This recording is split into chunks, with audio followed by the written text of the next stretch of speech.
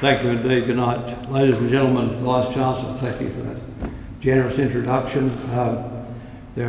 You've already acknowledged important guests, but let me acknowledge my colleague Treasurer Wayne Swan, member for Lily, who's here this evening, Minister Cameron Dick, Terry Butler, the member for Griffiths and Shadow Minister, members and senators. I understand the Consul General of Japan is here too, and the Consul General of Papua New Guinea, the Deputy Vice-Chancellor, and of course the authors, Stephen Bell and Michael Keating, members of the academic staff, and ladies and gentlemen. Well, Michael's a hard taskmaster. He was Secretary of the Prime Minister's Department in my time, and the Secretary of the Department of Finance in my time. He believed in the policy, never give the pollies an even break. You keep the pressure on them all the time. But they always were, these policies always came with good intentions. So, of course, Michael and I have had a great experience together, and we got a lot of things done. And here he is with Stephen Bell in this very important text, Fair Share, taking on, the big issues which we now have sort of coming right at us: technology, disruption, and inequality, and running through these issues in a logical way, and painting portents of the future or how we may adjust them. Both authors very kindly, or treat very kindly, the Hawke and Keating governments and the things we're able to do, and I think correctly say that inequality in Australia was much less, or let's put it in a positive, the society was more equal than was the experience of a lot of comparable Western countries in quite a long period of time. You can say the 15 years or 13 years of our government, plus the legacy, which is basically about 30 odd years up to now. This is true, I think, because I believed, and the government I led believed, Bob Hawke believed, and the trade union we're in concert with believed in inclusive growth. That meant we moved along as a society, but at the same time promoting economic growth, hopefully with low inflation and high levels of investment, but at the same time, of course, trying to provide substantial increases in living standards and an equitable social wage. Now, people get their increases in disposable income in two ways. They have a rise in real wages and they have a fall in the price level. And the gap between the two is disposable income. Our aim was to lower prices, and not simply inflation, but prices through a big program of macroeconomic reform, and at the same time, through structural change and productivity, fund an increase in real wages. So we had the sort of daily double, or the double of the century, really, and that was rising real wages and falling unit labour costs. Very few countries have ever achieved this, because mostly rising real wages is as a cost to the profit share, and so you have rising real wages and rising unit labour costs. But in Australia, of course, we had rising real wages and falling unit labour costs for a very long period of time. Not many thanks from the Business Council of Australia, I might add. But in the end, you've got to drag the suckers along with you as well. But But in this important model, which I think was a template for what Tony Blair and others, I mean, the old thing, nobody's ever, never been flattered. What did Oscar Wilde say? If you've never been flattered, you don't understand the value of flattery.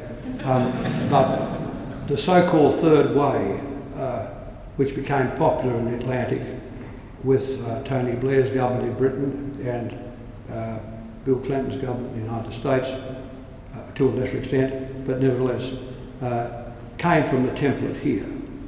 And the template here was wage restraint through the Accord, but in return for that, investment by the government in growth, a more accommodating fiscal and monetary policy that would kick growth along, and through the structural changes and microeconomic changes, a big shift up in productivity. So the government I led and the role I played as Treasurer essentially doubled trend productivity in Australia. And when productivity is rising, you can do those things. You can have rises in real wages and falling unit labour costs. So it was a big shift in productivity and microeconomic reform that kicked these things along. But we did all these things with a labour heart, and that was the important point.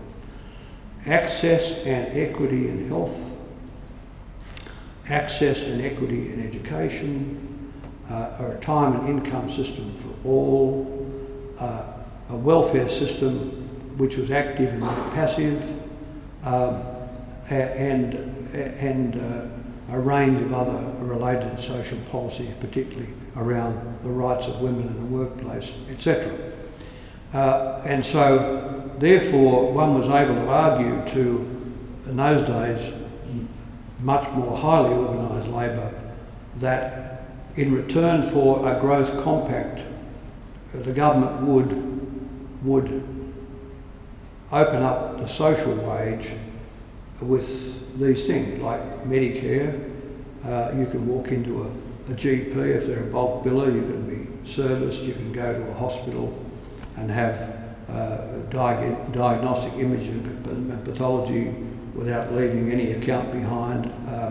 If you fall over in the street out here and have a cardiac arrest, you go to a teaching hospital. This doesn't happen in the United States.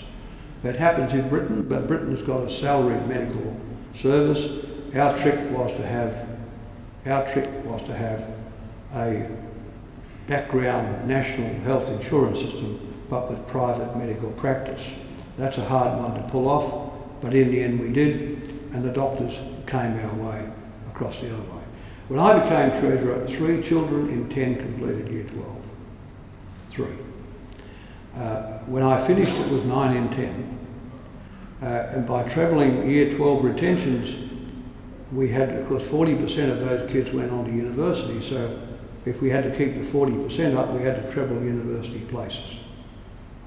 And we did this by big fiscal allocations to education, and John Dawkins extended this by, of course, the HEC scheme, which was a contribution by students when they began working, but the important policy under HECS was that not $1 was actually kept in consolidated revenue. It all went to university places, extra places for young people who would not otherwise have had a university education.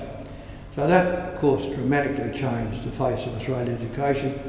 And then, in my own account, I did what was called in Sydney the Leaving Certificate at night, and I did it at a technical college, a TAFE. Because the profile of TAFE and vocational education was so close to the workplace, much closer than universities, I always wanted to keep TAFE moving and retraining. And of course, during one difficult period I had with Wayne Goss, and I had the odd difficult period with him, one of my bribes was to set up the National Training Authority here in Brisbane. And it went until John Howard put the cleaners through it around the turn of the century. And more is the pity that vocational education isn't getting the support for the other 60% of kids who don't go to university and cascade into nothing. And then, of course, we had superannuation. Superannuation was paid for out of productivity. It wasn't paid for by employers. It didn't cost the profit share. I wanted to let ordinary men and women into the wealth machinery of the world, which they never were in this country. They had their house, they had their Commodore, and they might have had a credit card. That was the end of it. But they weren't in the stock markets and they weren't in the bond markets.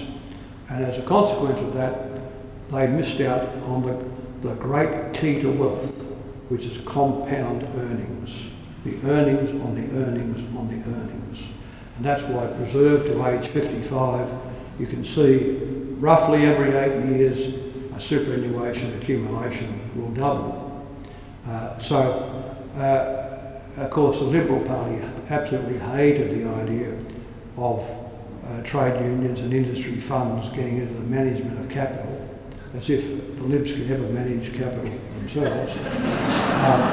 We wouldn't trust them really with a jam jar full of 5-cent bits. But be that as it may, I noticed this week, Australian Super, an industry fund, has more funds under management than AMP.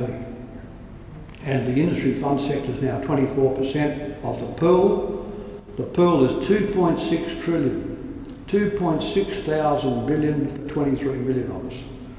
If you do the simple sum, I don't know how big is the workforce, 10 million or something like that order. So divide 10 into 2.6 trillion, roughly it's $260,000 each. Now I know each of you don't have 260 grand, but this is where it averages out, you know. And when you hear these people say, various journalists and others, oh look, some academics, people would be better taking the money and putting it in their wages and not putting it away to super. Well, they wouldn't have their 250,000 if that was the case. So, superannuation was another part of the social wage, and there are, you know, other bits and pieces. So, we took the view that nobody should be left out or left behind. Now, in an economy with galloping wealth, of course, and galloping, I mean, you know, when I became Treasurer, the day I became Treasurer, the All Ordinaries Index was 451. And the day I left as Prime Minister was 2660. So the stock market had gone up, you can say 5 times. When we're around, it's been up just more than 1 time since.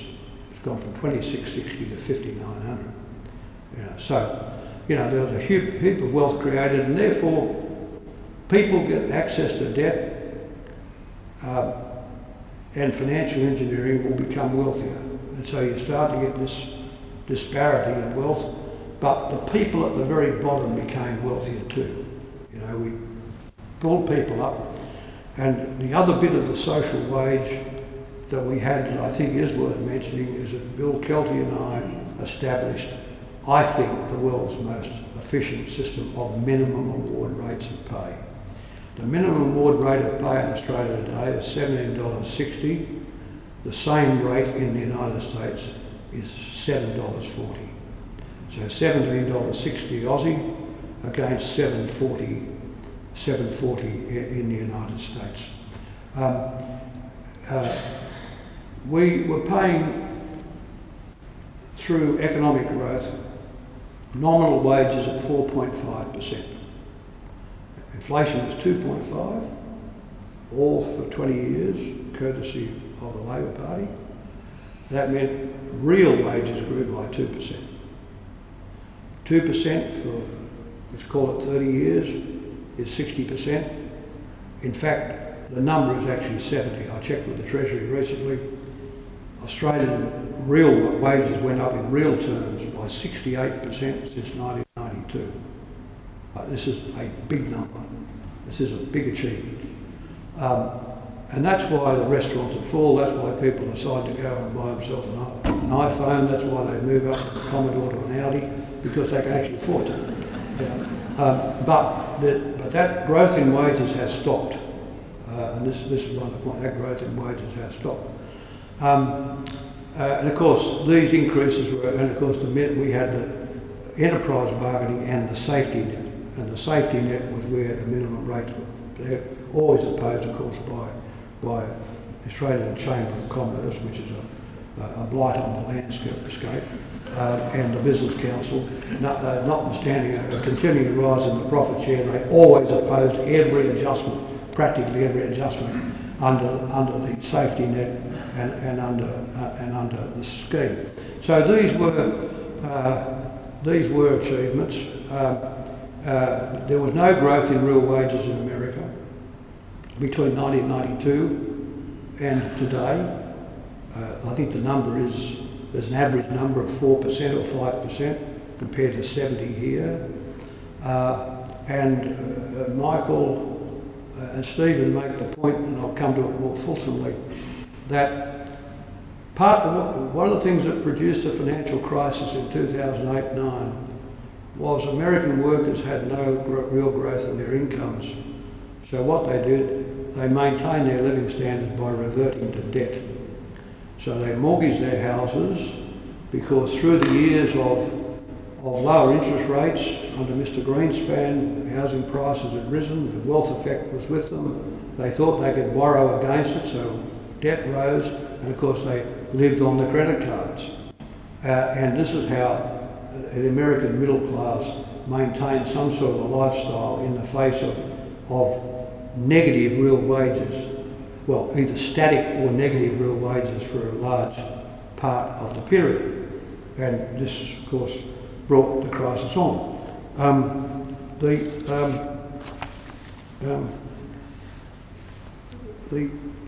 I do think that, and of course, the linkages, there's a lot of linkages here, but the rise in debt and the inability of people to pay meant that brought on the financial crisis, and the financial crisis has meant that the same access to debt is no longer available for Americans and for many other people around the world. So of course economic growth has slowed down. Right? We had higher economic growth whenever Americans were able to consume and spend on their borrowed money, but now they can't borrow the money. Economic growth has slowed down.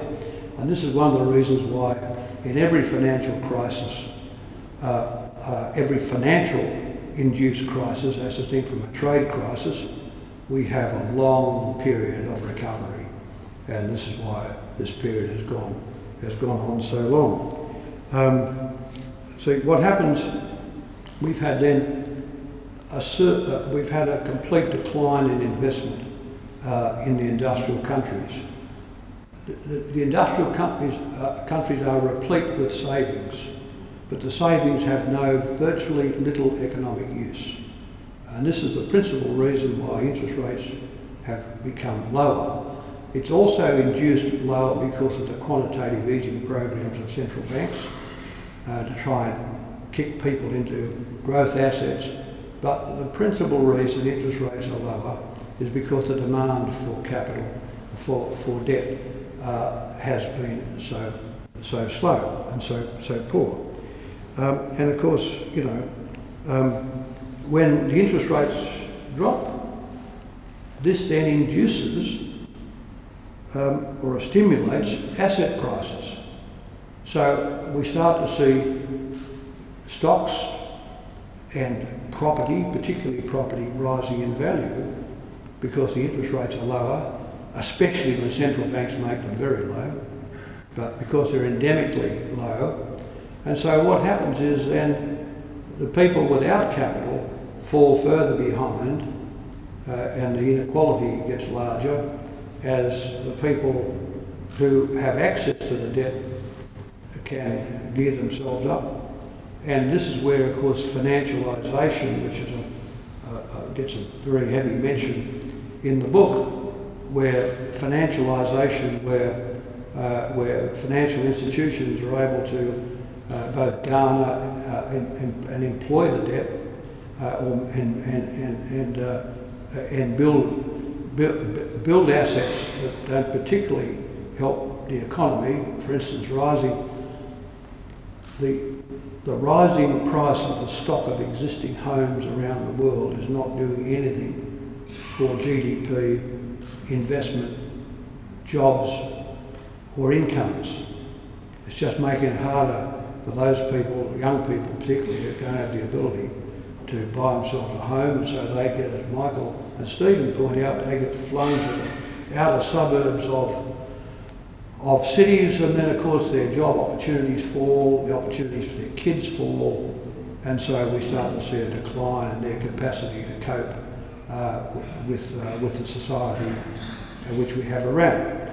So where did all this begin? Inequality in the United States is now a huge problem. It's their biggest problem.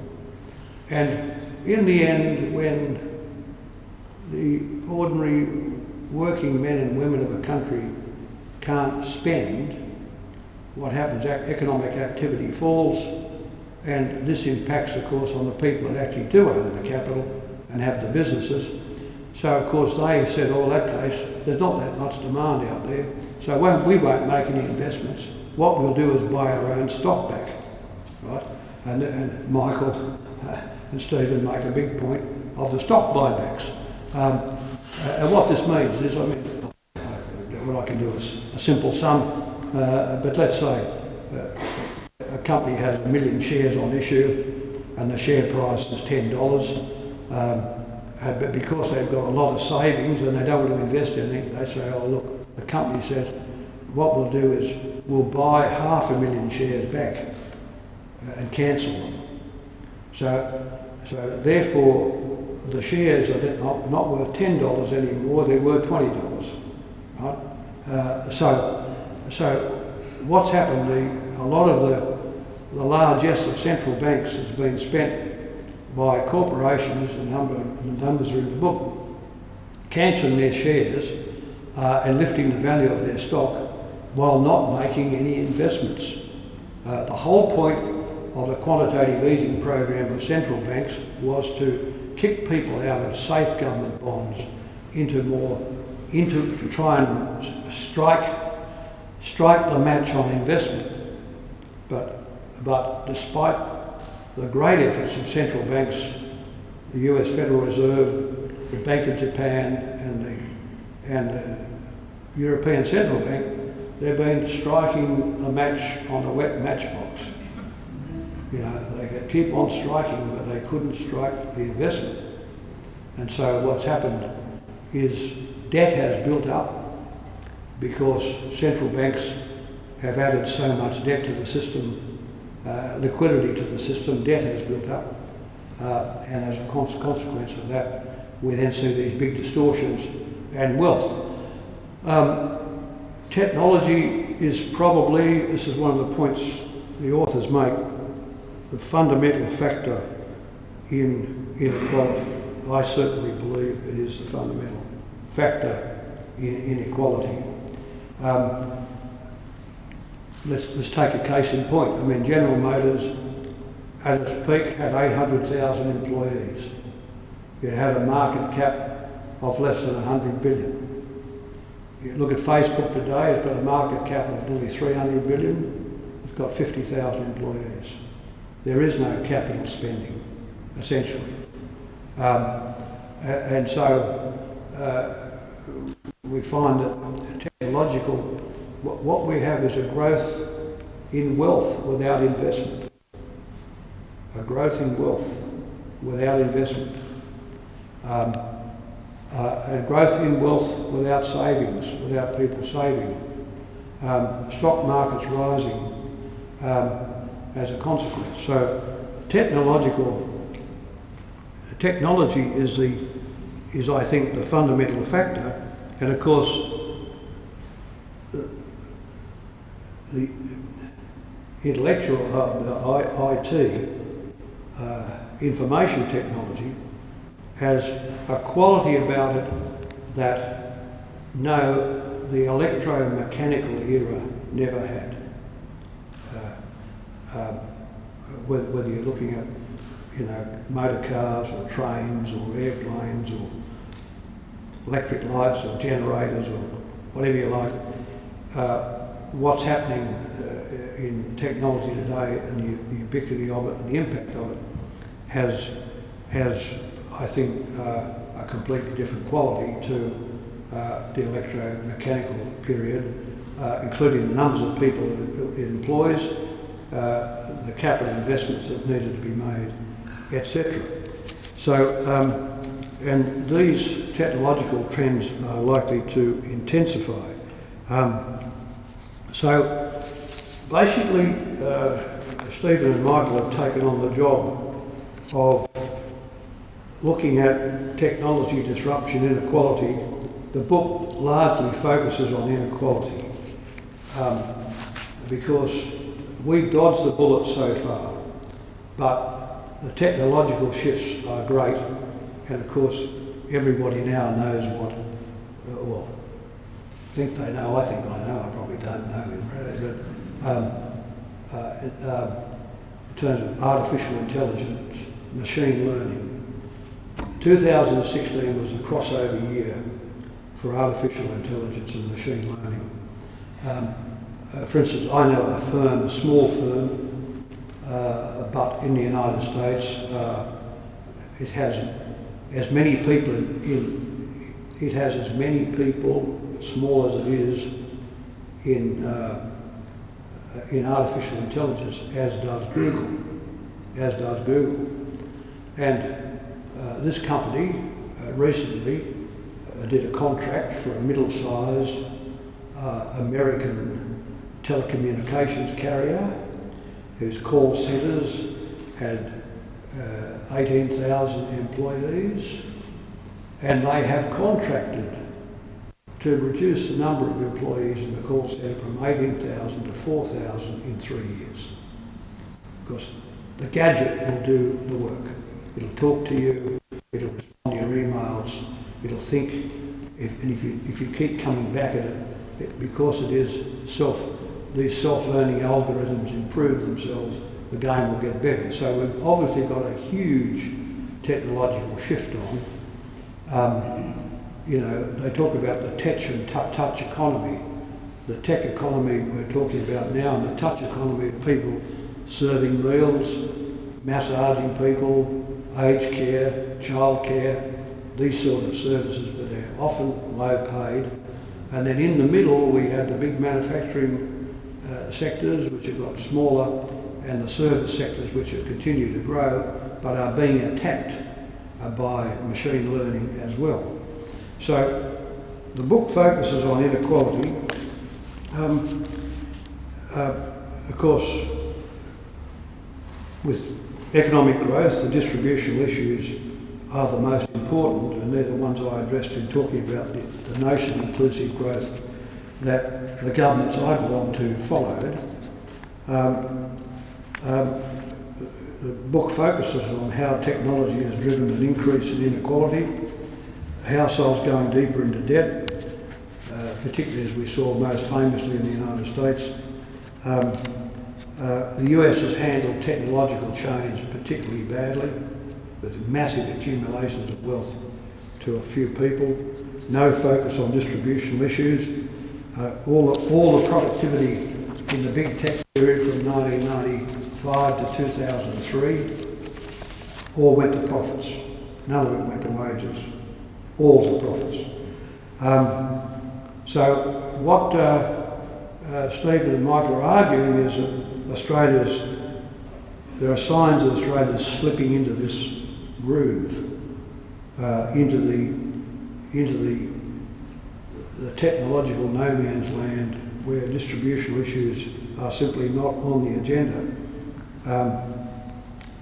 And they propose that the most important reform that we should be focused on is skilling, is education, people being trained and understanding that they have to be retrained and retrained, and the government providing that kind of training, or impetus that training. Whereas in fact what we're doing, we're having debates about education, we're cutting back on vocational education when we shouldn't be. And the book also highlights the quest for what we call macro stabilisation of fiscal policy, that the country should be in a point where we are not spending more than our revenue, that the budgets do get to a point of equilibrium or get into surplus, and so therefore we don't find ourselves in the kind of slippery position that a lot of other countries have found themselves in.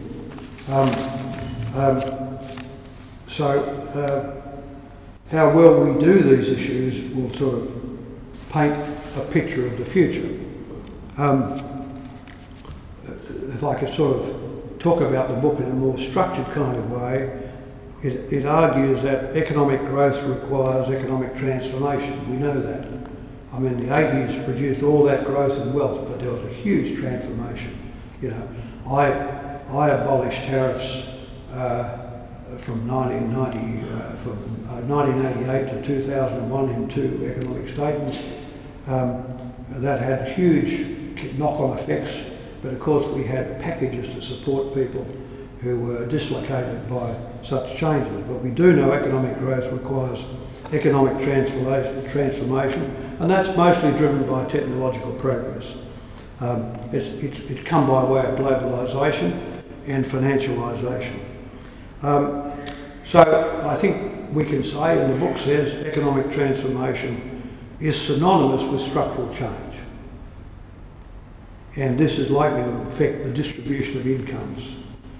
So policy now, rather than the supply side, which I had the burden of trying to attend through the 80s and 90s, policy today needs to be concerned about distributional issues, but too often it hasn't been. You know, in most countries since the 1980s, incomes for most households have not kept pace with growth. And as a consequence, inequality has grown alarmingly. Consequently, the aggregate demand would have lagged if households had not gone into debt.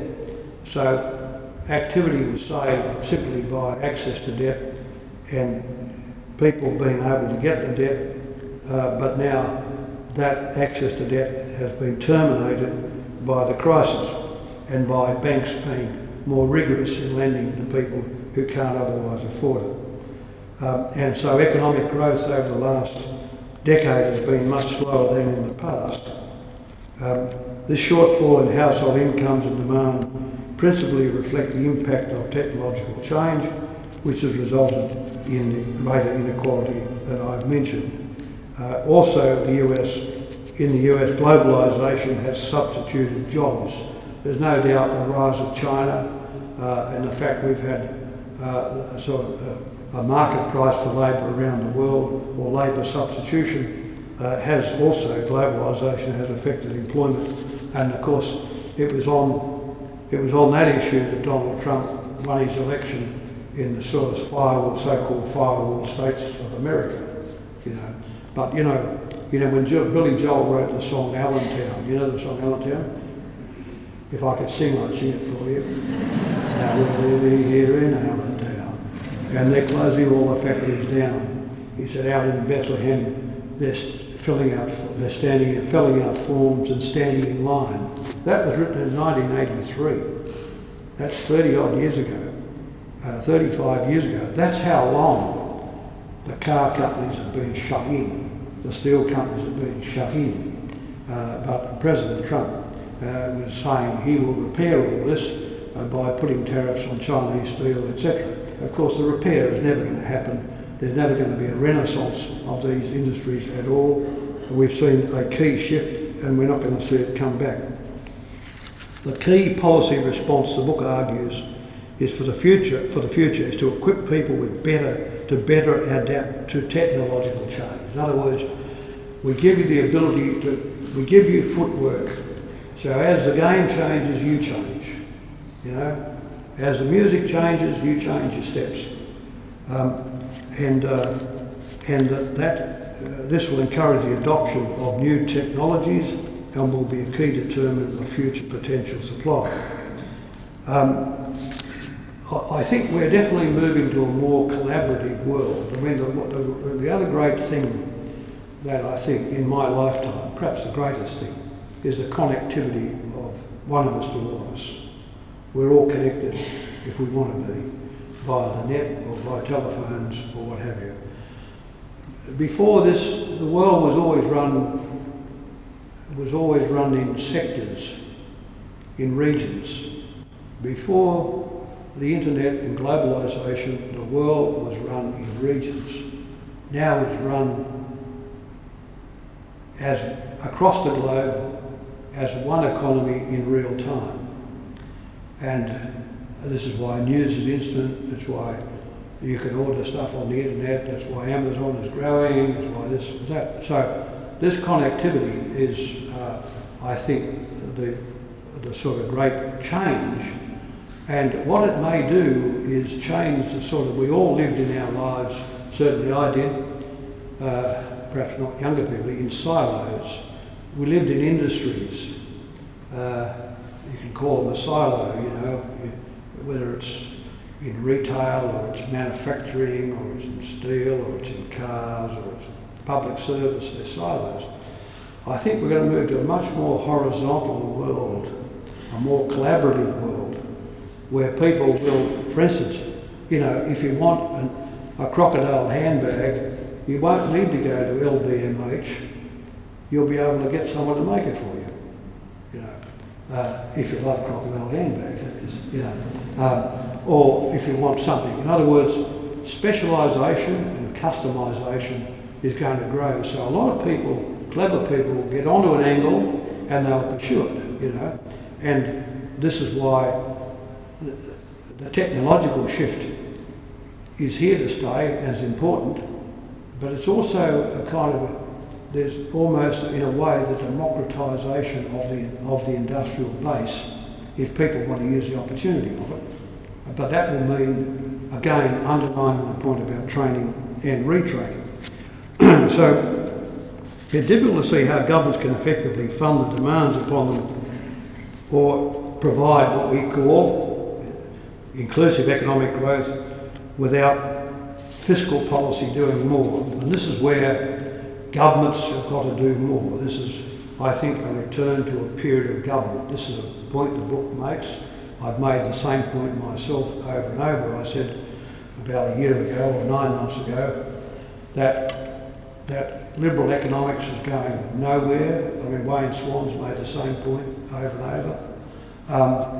That you know, in the end, financialisation of liberal economics, which once, you know, gave the world a lot of growth and wealth, is now leading us into a kind of a dead end. And so I've forgotten my point. What was the point that I'm making? Supply side What's that? Supply side is done. The supply side is done. Yeah. So we're now sort of basically moving to the demand side of the economy, and so the problem is if you go off on a tangent, you can't often find the highway.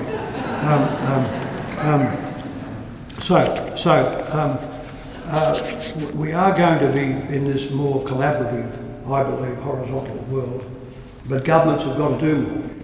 Now, liberal economics is, I think, going nowhere. There were economic ideas up to the financial crisis. Economics and economists have not been that interested in distributional issues or inequality. They didn't see the financial crisis coming. The Federal Reserve of America under Greenspan thought all the markets were self-equilibrating, self-levelling. We found out that wasn't true. So there's no new set of policies, if you like, no new sets of theories or thoughts about what should define the directions of economic policy. And so if you look at the great days of America, the great economy, during the great golden era, you look at President Eisenhower's National Highway Program. You know, I forget the number, but it's an enormous number, 51,000 miles of highways, which opened up, of course, the suburbs of America, which opened up all the housing estates, which sold all the cars, etc. No one would think about this today. But we've reached a point today, again, where government is going to have to intervene and worry about and do things to retrain people, to encourage people into new industries, to actually support the direction of some industries, as the book makes the point, not picking winners, but looking at trends. For instance, the Chinese are now investing in artificial intelligence in a big way. They're investing in technology in a big way. In Australia, we should be doing this. And the authors make the point that we run this economy really on a very low level of revenue to GDP. We're a low tax country, yet we do provide a very good social background, including things like I mentioned, Medicare, education, etc., and minimum rates of wages and pay. But we're going to have to, the government sector is going to have to do more. Now, this means there's got to be an intellectual shift in the debate worldwide, because the anti-government people like the Republicans, the Tea Party in America, they will not support any initiatives by the Congress in promoting economic growth. They'll support tax cuts, but they won't support positive fiscal initiatives that do that.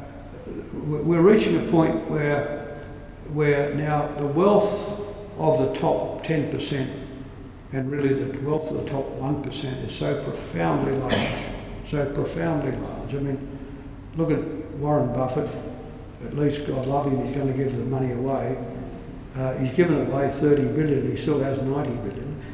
You know, Bill Gates was the most wealthy person at 100 billion, and he's been just topped by Jeff Bezos of Amazon. I mean, these wealths are incredible. Now, two of those two, Gates and Buffett, are the good guys in the story. But there's a lot of people out there with massive wealth that just sit on the wealth and not doing it. And so they are now a society unconnected to the ordinary men and women of their countries. Just unconnected.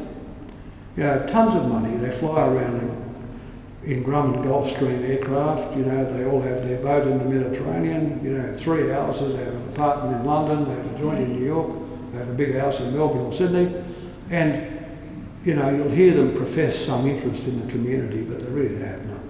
They are now disconnected. There's a disconnection between them and managers and shareholders in these businesses and the ordinary community.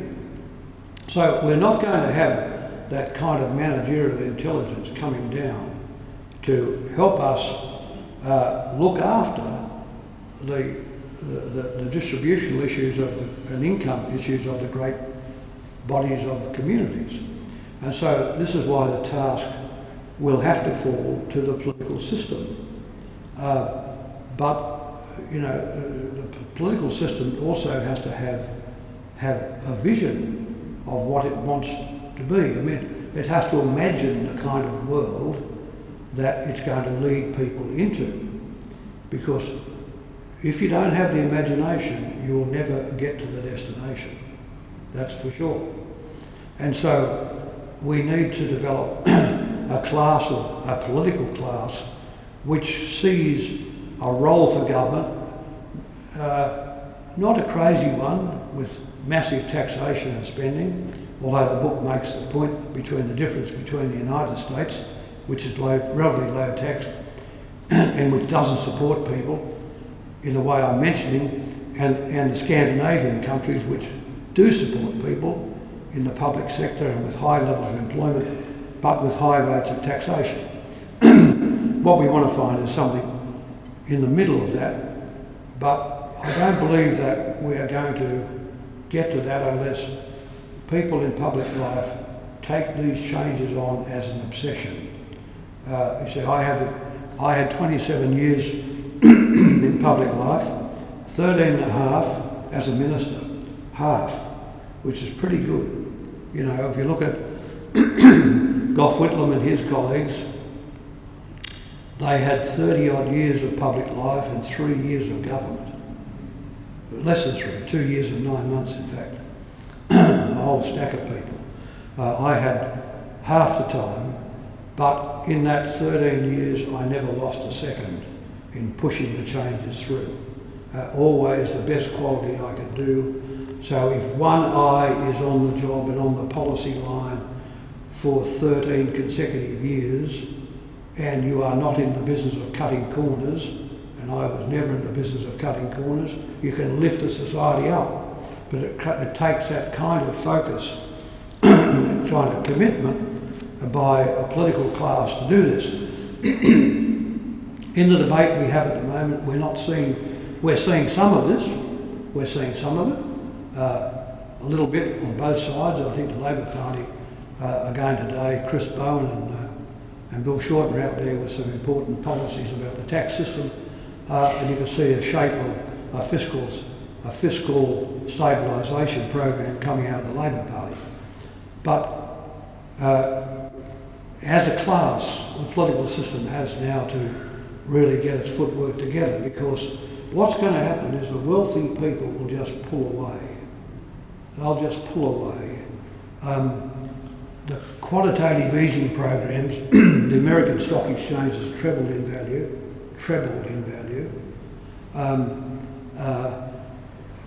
Capital city land has no equalisation price. Land near cities, desirable suburbs near the big cities, London, New York, Sydney, Paris, Brisbane, there is no equilibrium price on the price of the land. It'll continue to be bidded up as demand goes for the land, so property prices will continue, so properties become a big category of wealth in this period, and I think will continue to be. And so banks, of course, including banks in Australia, are quite happy selling mortgages, creating credit and selling mortgages, but they do nothing socially that good when simply all they're doing is bidding up the prices of the existing stock of houses that might have been built 10, 20, 30 and 40 years ago. Instead of investing in corporations, instead of investing in smaller companies, which carries more risk and more time, so they take the easy way out and they invest in mortgages. So we've got a wealthy class which is pulling away. We've got no equilibrium price in urban land, and we have basically a big banking system which just wants to punch money into housing and not do anything really on important investment or technological change. So there's got to be a shift, and the shift will have to come from the government. Whether or not the parties in the West, the Chinese have certainly got the game by the throat.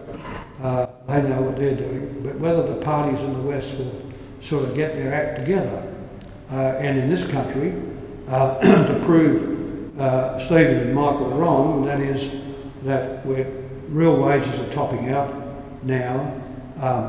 We run the risk of real wage declines, that the distributional issues are now starting to become a real problem, that inequality, which we really haven't had because of our egalitarian background, that this sort of distributional inequality becomes a curse, a cancer on the place.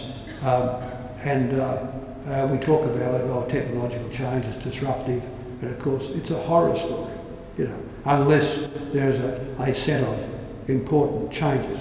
This book is an important book because it highlights these issues, but more than that, it argues the case, cheek by jowl, through the various chapters around the subject areas I've mentioned. There's a famous book recently about technological disruption by two jokers called Bryn Jollifson and McAfee. Now, I don't know whether Michael and Stephen are going to end up with Bryn Jollifson and McAfee, but their book is good enough in this country to do that. Their book is good enough in terms of its comprehension, its breadth, its understanding, and ringing the alarm bell, pointing the way, doing what earnest people do. I've enjoyed the storyline. the examples, the understanding, which is articulated as the chapters go. It's a cracker book. It should sell well. These books are hard to sell, of course, economic books or books about social change. But two important people have done an amazing job in putting this book together, and the fact that we're here with supported by the University of Queensland in seeing this publication come into existence is a great benefit to the society and its future. So could I now officially launch the book?